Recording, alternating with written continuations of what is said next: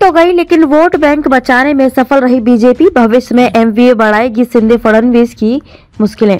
महाराष्ट्र में आए उपचुनाव के नतीजों ने आगामी चुनाव में बीजेपी को सोचने पर मजबूर कर दिया है। कस्बा सीट पर 28 साल पुराना किला महाविकास अघाड़ी ने तोड़ दिया है। कस्बा पेड़ सीट गंवाने के बाद विपक्षी महाविकास अघाड़ी की बढ़ती ताकत उसे ज्यादा परेशान कर रही है। वैसे नतीजों की खास बात यह है कि बीजेपी अपना परंपरागत वोट कस्बा और चिंचवड़ दोनों ही सीटों पर बचाने में सफल रही है। शिवसेना, एनसीपी और कांग्रेस के मिले जुले गठबंधन के वोटों की बदौलत उसे हार का मुंह देखना पड़ रहा है।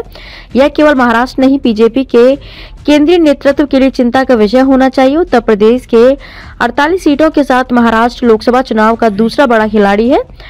यहाँ हुई गड़बड़ देश के स्तर पर परेशानी का सबब बन सकती है।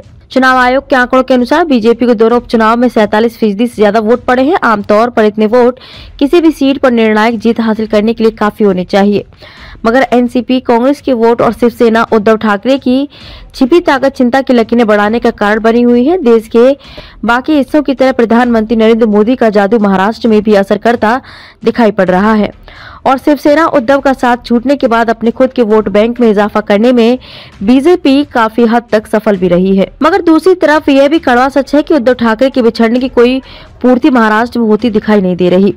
तभी एक के बाद उसे झटके लगते रहे हैं। विपक्ष में दूरियां बनाने की कोशिश भी सफल होती दिख रही है। एक के बाद एक विपक्षी नेताओं को जेल भेजने की कार्रवाई का उतना फायदा जमीन पर नजर नहीं आ रहा, बल्कि तीनों पार्टियों का मिलकर बीजेपी को पछाड़ने का एकत्रित संकल्प राजनीतिक पटल पर कहीं ज्यादा कारगर दिखाई दे रही है।